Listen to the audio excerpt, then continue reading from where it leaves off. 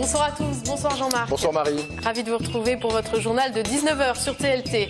À la une de l'actualité de ce jeudi 19 juin, de nombreux mouvements sociaux, toujours les cheminots et les intermittents et précaires, mais aussi les psychologues et les ambulanciers. L'Espagne perd la Coupe du Monde et gagne un roi. Réaction chez les Espagnols de Toulouse. Enfin, coup de projecteur sur la fin de carrière d'un trio toulousain effronté, les Trompetas Sisters. Le trafic ferroviaire va-t-il retourner à la normale? Ça n'est pas dit. À Toulouse, le syndicat CGT, majoritaire chez les conducteurs, a voté la reprise du travail. Mais le syndicat Sud, Rail, majoritaire chez les agents, a voté la reconduction de la grève. Des dissensions entre les syndicats, donc le trafic devrait encore être bien perturbé demain. On écoute Yann Puech, délégué syndical Sudrail. Aujourd'hui, nous avons débattu. Les positions des deux organisations syndicales étaient claires. Ce sont les assemblées générales de grévistes qui décident de la poursuite ou non de la grève. La CGT a exposé les motifs d'une reprise. Nous avons exposé les motifs de la reconduction. Les assemblées générales ont choisi. Les conducteurs ont choisi de reprendre le travail pour l'instant, parce que rien n'est définitif. Les agents des trains ont choisi de reconduire la grève pour montrer leur détermination. Donc à partir de demain, nous serons encore en grève. Des trains ne rouleront pas. Est-ce qu'un train peut rouler s'il n'y a pas d'agent à l'intérieur du train? Non, pour le moment, aujourd'hui, il est nécessaire d'avoir un contrôleur à bord du train. Et une manifestation unitaire était initialement prévue, regroupant les personnels SNCF et les intermittents du spectacle. Ces derniers se sont donc finalement rassemblés sans les cheminots. Mais les mal logés et les sans-papiers les ont rejoints dans un mouvement unitaire des précaires. Jérôme Bollock et Alain Sorat étaient parmi eux, place du Capitole, avant leur départ pour la cité administrative. Cet après-midi, seuls 150 à 200 personnes se sont réunies place du Capitole. Une première mobilisation unitaire, loin d'être une grande réussite. Le credo des manifestants, agréger les luttes du moment pour créer une lame de fond sociale. On rêve d'une mobilisation sociale qui permettrait aujourd'hui de reposer les bases sociales et démocratiques d'un nouveau fonctionnement, de solidarité entre l'ensemble de la population. Aujourd'hui, chacune d'entre nous va être exposé à des périodes de chômage. Et donc ce que nous souhaitons et ce pourquoi nous nous battons, ce sont de nouveaux droits pour l'ensemble des sans-emploi, des précaires.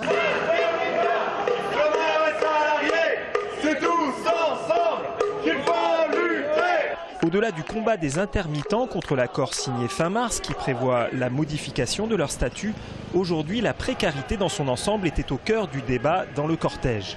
Moi je connais beaucoup de gens qui travaillent à mi-temps, qui travaillent quand on les siffle et des choses comme ça. Donc le système qui a été mis en place là, après la guerre pour les intermittents, tu te demandes à la limite si on ne pourrait pas l'appliquer à tout le monde. C'est une question de volonté politique, quoi. Demain, le mouvement rencontrera le personnel hospitalier de Purpan, actuellement en lutte, pour tenter de faire cause commune. Et puis les intermittents semblent être au centre d'une guerre entre le ministère des Finances et le ministère de la Culture. On demande à Aurélie Filippetti d'aller puiser dans le budget de France Télévisions, éventuellement pour pallier à l'assurance chômage et au délai de carence. Affaire à suivre. Mobilisation également dans le domaine de la santé avec les psychologues et les ambulanciers. Et c'était une journée nationale de grève pour les psychologues à l'appel de plusieurs organisations syndicales.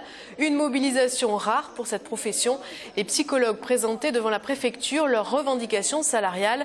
On écoute l'une d'entre eux au micro de Marlène Canal et Clémentine Delarue.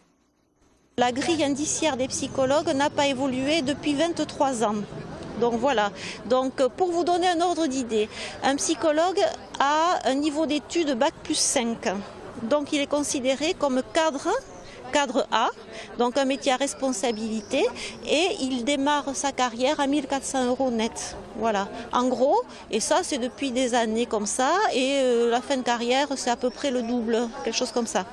Mais donc ça c'est une chose qui n'est pas du tout en adéquation avec les responsabilités et le travail qu'on nous demande, puisque c'est un travail qui engage quand même une évaluation, une responsabilité, des prises de décision qui sont souvent assez incontournables. On demande l'avis des psychologues pour finalement orienter une prise en charge ou par exemple au pire dans la protection de l'enfance maintenir un enfant ou le sortir d'une famille pour le le mettre en situation de protection. Voilà, on a un travail à responsabilité.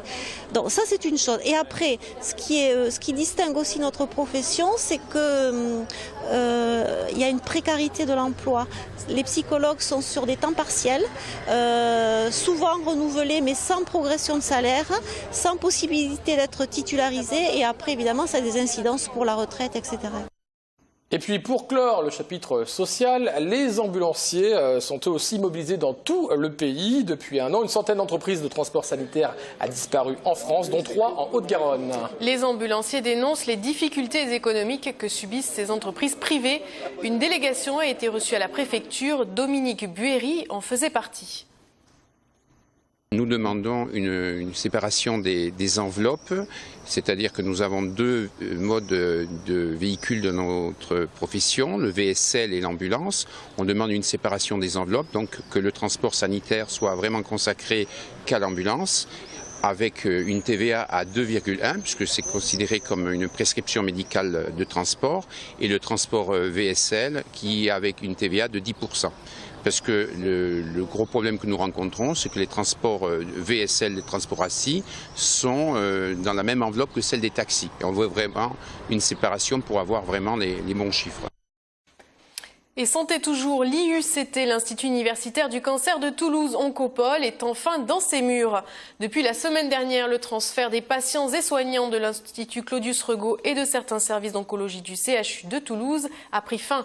Et oui, la clinique désormais fonctionne à plein. La super structure de lutte contre le cancer qui doit regrouper à terme soins, laboratoires, recherche et enseignement prend forme. Reportage. Comme prévu, le déménagement a duré 1 mois. Aujourd'hui, 300 patients sont reçus chaque jour en consultation. La partie clinique de la structure est opérationnelle, même si quelques problèmes de logistique ou d'informatique perdurent. Rien d'inquiétant pour la direction. Je crois que les problèmes sont en train d'être résolus, surtout par la bonne volonté des personnels qui sont, je dirais, d'une implication extraordinaire sur le projet. On avait des personnels du CHU, des personnels du centre Claudius Regaud, des personnels de l'INSERM. Donc malgré les origines différentes de ces personnels, ils collaborent et avec une volonté admirable, et surtout une bonne volonté admirable.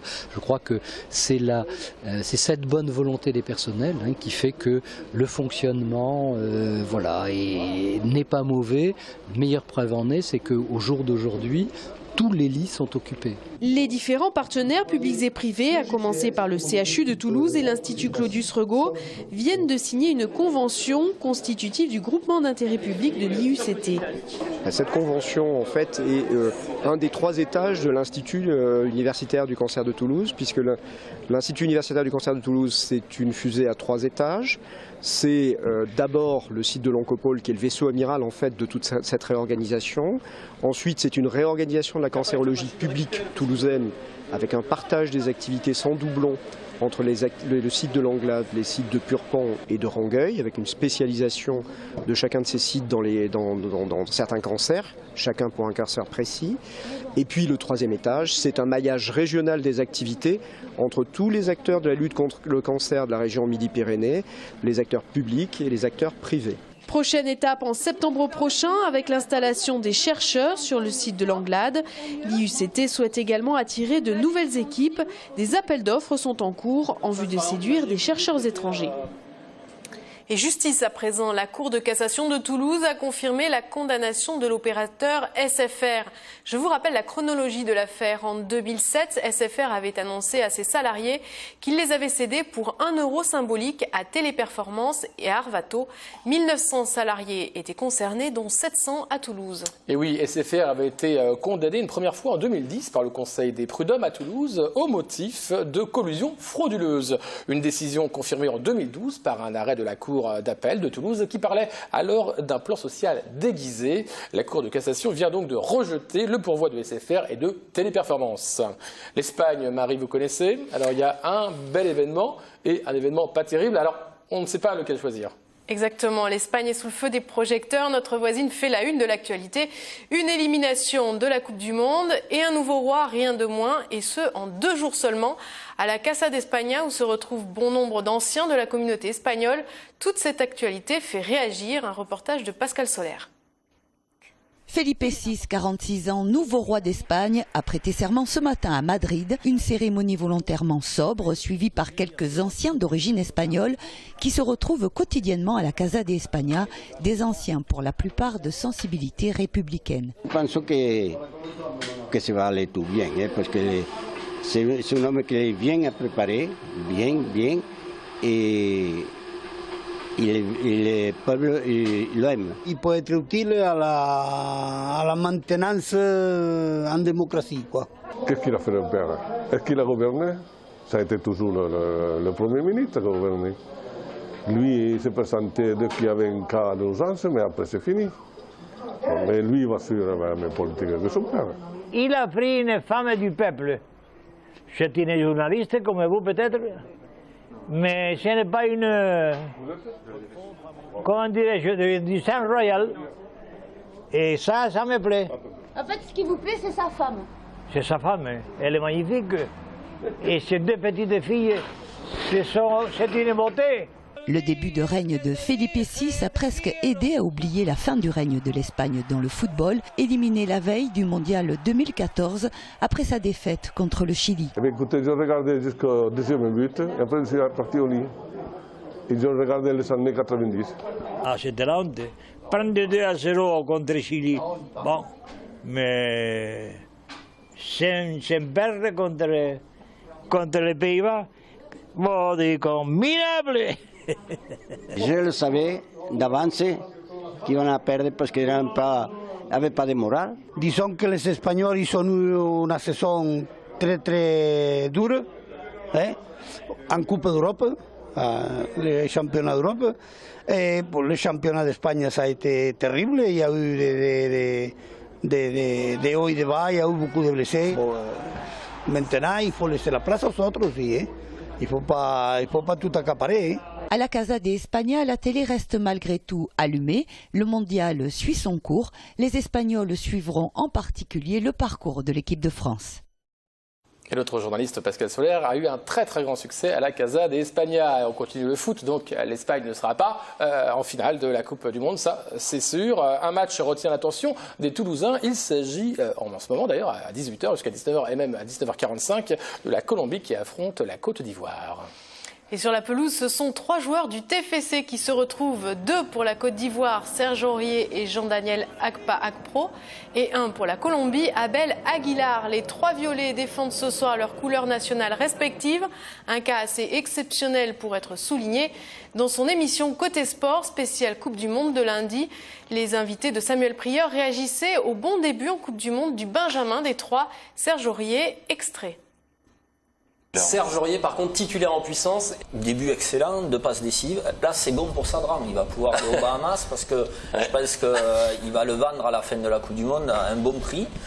C'est bon pour les supporters du TEF s'il arrive à acheter, à investir. On savait que c'était un joueur excellent, mais là, il confirme sur le premier match. Mais c'est un défenseur, en 1 contre 1, il est très difficilement passable et en plus, il attaque. Donc, ouais, prometteur, très bon début de bon début de la Côte d'Ivoire, puisqu'ils ont gagné 2-1 contre le Japon, mais très bon début de Serge Aurier en tous les cas.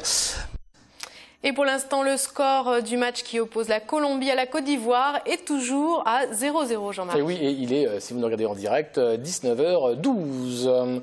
Alors, de quoi parle-t-on maintenant? De l'émission Sport, évidemment, celle qui s'appelle Côté Sport, spéciale Coupe du Monde, menée par Samuel Prieur le lundi, le mercredi et le vendredi à 19h25, juste après le journal. Territoire bio engagé, c'est un nouveau label qui distingue les communes qui veulent valoriser leurs engagements dans l'agriculture bio. Mis en place en 2012 en région Aquitaine, ce macaron vient de décorer 4 communes de Midi-Pyrénées. Pascal Soler.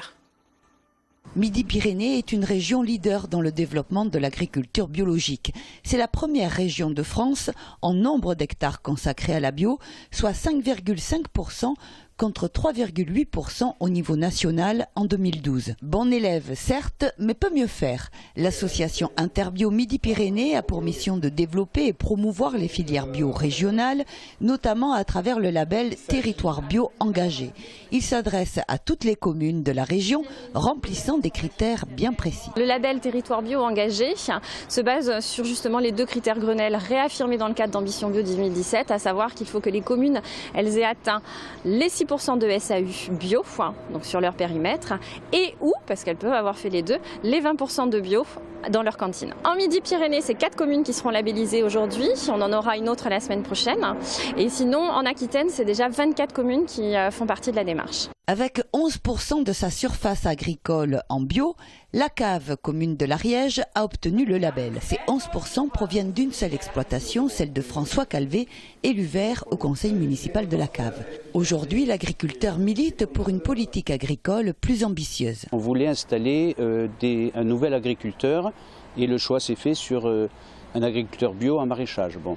Donc cette première démarche a été faite. Par contre, on n'a pas trouvé le foncier, donc notre projet n'a pas abouti. Il n'y a pas de politique foncière adaptée aux collectivités. Alors ça peut être de l'argent, ça peut être, je ne sais pas, un droit de préemption sur les locations. Enfin, tout est possible. Il y a d'autres territoires européens qui ont choisi d'impulser d'autres dynamiques au niveau des politiques territoriales et agricoles et qui en sont à 30%. Voilà. Dans les médias en Midi-Pyrénées, plus de 600 communes satisfont aux critères des 6% de surface agricole en bio et des dizaines aux critères de la restauration. Quid de celles qui postuleront pour obtenir le label Territoire bio engagé? Et on termine en musique avec les Trompettas Sisters. Ce trio toulousain de chanteuses un peu déjantées s'apprête à tirer le rideau et mettre un point final à une aventure théâtrale et musicale de 5 ans, mais pas avant un dernier tour de scène. Et oui, et c'est au café culturel Chez ta mère que Clémentine Delarue et Marianne Ribaud, nos journalistes, ont rencontré les filles aux robes à pois pour la répétition de leur spectacle de ce soir et de demain donc. Soit c'est des chansons, pour ce qui est des françaises, c'est les plus calmes, qu'on essaye de faire belles, où on soigne l'arrangement, tout ce qui est vraiment musical. Et pour les chansons en anglais, souvent c'est quelque chose qu'on va pouvoir détourner. On prend des gros tubes qu'on n'aime pas spécialement, mais juste pour le côté moqueur, parce qu'on sait qu'on va en faire quelque chose de, voilà, un peu sur scène qui fera rire aussi le public. On a joué il y a 2 ans au festival Pause Guitare à Albi. Et on s'est retrouvés le même soir que Camille, la chanteuse qui était sur la grande scène. Donc le soir, on est allé la voir et on a réussi à la rencontrer derrière. Et on lui a fait à 2 h du matin une chanson a cappella juste devant elle. Comme ça, elle était à 2 mètres. Et ça, c'est une belle anecdote pour nous parce qu'on reprend un peu des chansons de Camille. Je suis toi-même et je te parle. Tu es déjà grande, alors lève-toi, sors de ta cale.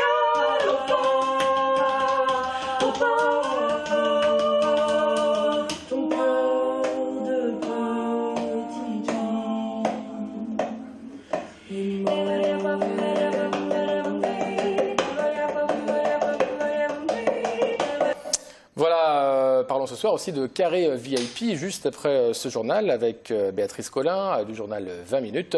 Nous avons reçu François Arcangeli, le maire d'Arbas et aussi le président de l'association Pays de l'Ours ADET. Nous parlons évidemment de la mort de Balou, de la réintroduction de l'ours dans les Pyrénées et aussi du rapport qu'il y a entre les Pyrénées et la Slovénie. Et puis demain, Marie, nous retrouvons en invité Frédéric Brasilès. Il est l'élu aux festivités à la mairie de Toulouse. Nous parlerons avec lui de la fête de la musique qui se tiendra samedi 21 juin et des festivités du 14 juillet qui réintégreront la Prairie des Filtres. Suis-je complet ? Je crois qu'on a fait le tour de la programmation sur TLT, de tout ce qu'il y a à ne pas louper. C'est ici que se termine notre journal. Merci Jean-Marc. Merci Marie. Prochain rendez-vous avec l'actualité demain à 19 h. En attendant, très bonne soirée et à bientôt.